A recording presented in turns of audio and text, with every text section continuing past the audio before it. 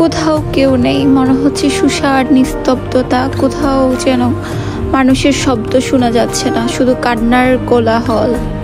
রক্তের উপরে রক্ত বয়ে যাচ্ছে। কেমন যেন হয়ে গেল শহরটা, নিস্তব্ধ। কেমন আছেন সবাই?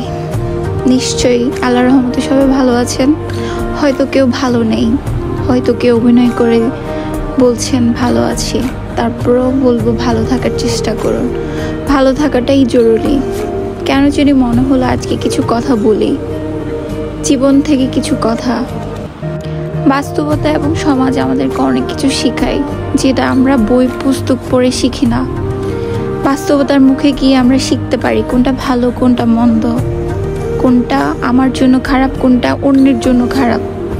সবসময় কি শুধু নিজের ভালোটাই ভাববেন?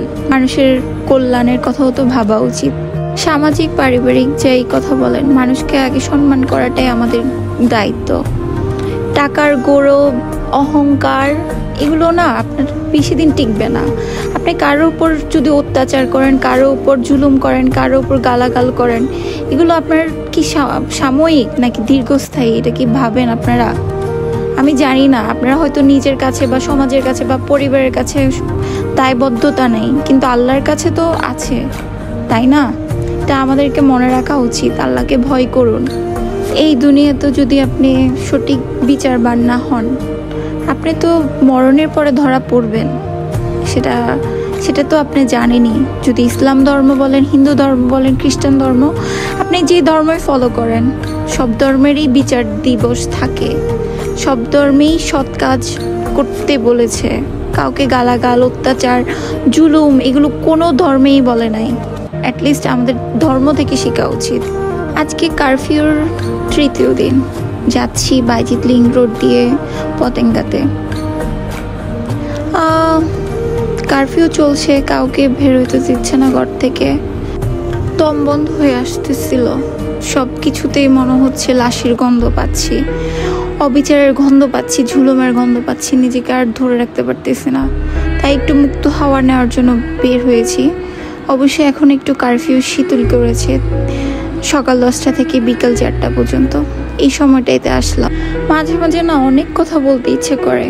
বড় হয়ে যাওয়ার কারণে অনেক কিছু বলতেও পারি না, অনেক কিছু করতেও পারি না, শুধু দেখে যাই। কিন্তু দেখারটাও এক সময় নীরবতা ভেঙে ফেলে, সহ্য করার ভাত ভেঙে ফেলে। আমি আপনাদের সবার কাছে একটাই রিকোয়েস্ট করব, গুরুজন বলেন, ছোটজন বলেন, পৃথিবীর যেই প্রান্তে আপনি থাকেন, যতই ধনী হন না কেন, আপনি মানুষকে সম্মান করুন, মানুষকে তার সম্মান দিন, আপনিও নিজে সম্মান পাবেন। আর হ্যাঁ, আমার ভিডিওগুলো তো অনেকে লুকিয়ে লুকিয়ে দেখে, আবার অনেক কথা কমেন্ট করেন। এগুলো কি উচিত? বাজে কোনো কমেন্ট করা ভিডিও নিয়ে, এগুলো কখনোই উচিত না। একটা মানুষকে জাজমেন্ট করতে হলে তার সত্যতা দিয়ে জাজ করবেন, কাউকে মিথ্যা অপবাদ দিয়ে না।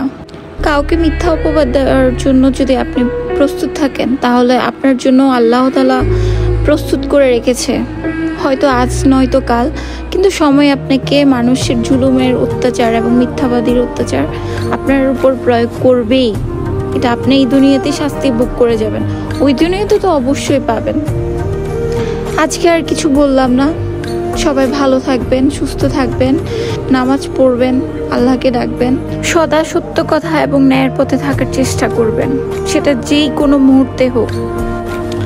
আপনারা সবাই ভালো থাকবেন। আজকে এইটুকু। আল্লাহ হাফেজ।